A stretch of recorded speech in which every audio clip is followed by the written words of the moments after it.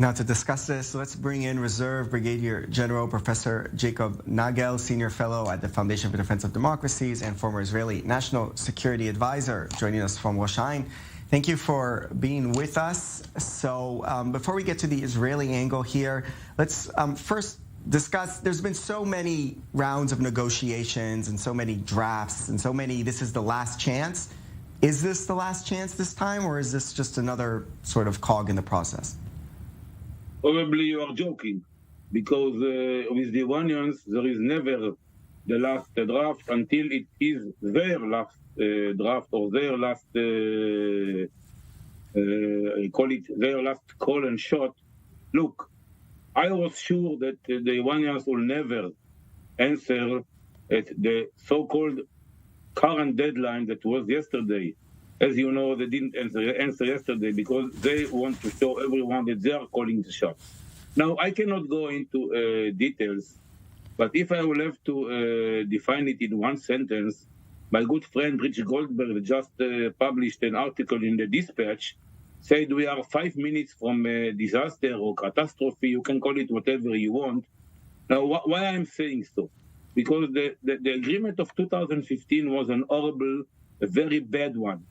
We are now almost 7 years later, knowing things today that we didn't know then, and 7 years passed, and the time until all the restrictions on Iran will go away, if we go back to the 2015, still the negotiation is for going back to 2015 and not giving more. But the most important thing, the Iranians want much more than what there is in the 215. Now, without going into details, I will say in one sentence that the Iranians are continuing, and I'm sorry, I'm going to going to be blunt.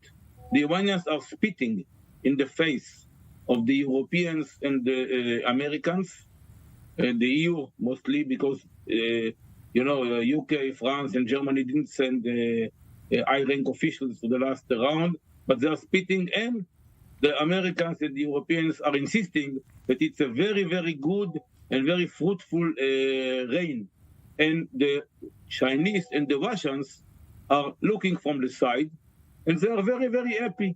The Russians are against the war in Ukraine. The Chinese are against the war in Taiwan. They are sitting together with the Americans, trying to go back to an agreement that his first chart was by Ulyanov, the Russian, and the Chinese are not dominant, but they are together. They just signed a $400 billion agreement with the Iranians. So we are in a really crazy situation that the Iranians are demanding more and more and more, and the European and the Americans giving them more and more. So I want to ask about that, what you're saying, giving more and more, because we saw also some of this happening in the war in Ukraine, where the European countries think everything can be solved via diplomacy, and you always have to be flexible. Is there missing here that element of deterrence to the Iranians, that the Iranians feel that they can squeeze this lemon more and more, or endlessly, pretty much, as you're describing it? I don't want to compare what's going on in Ukraine to what's going on in the nuclear, because in Ukraine, there are good things, there are bad things, but our talk now is not on Ukraine and how the Europeans or the Americans are reacting in Ukraine. But here, you are touching exactly the point. The only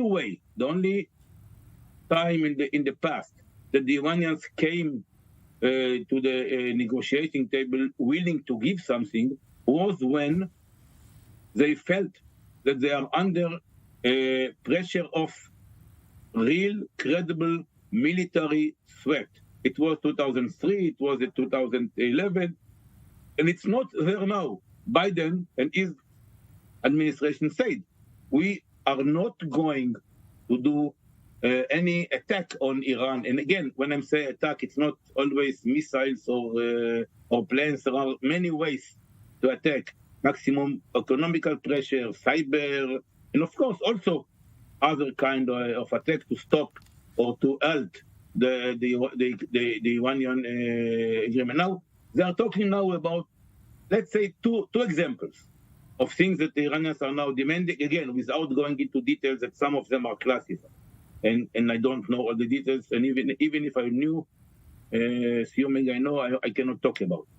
First of all is the guarantees. They want a guarantee from the United States that no future administration will back off. Now, it's against the American law. I don't see any Congress. Of course, the administration won't bring this to ratification in the Congress or in the Senate, but no future president is going to be abide by such an agreement. So I don't understand what is the meaning of guarantees, economical guarantees from the United States or from the Europeans. It's a crazy way. The second thing, and the most dangerous one, remember that we have one of the achievements of the very bad agreement in the past was unprecedented monitoring and verification by the IAEA, the International Atomic Agency that is responsible for JCPOA. Right. Now they found it was really maybe a good one. Yep. So they found these 3, 4, 5, 6 open cases.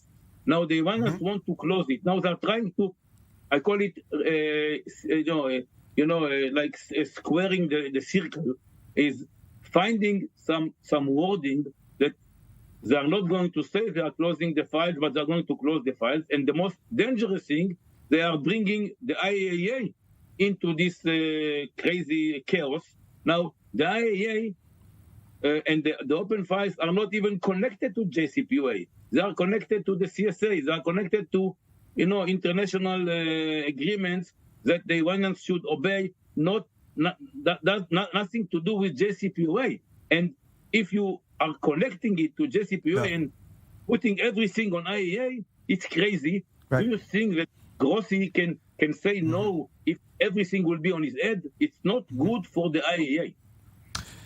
Certainly, those negotiations, a long way to go there, and it looks like, as you mentioned, that the European countries are kind of sort of towing to the Iranian demands here. We'll have to continue to follow that and see how it all pans out.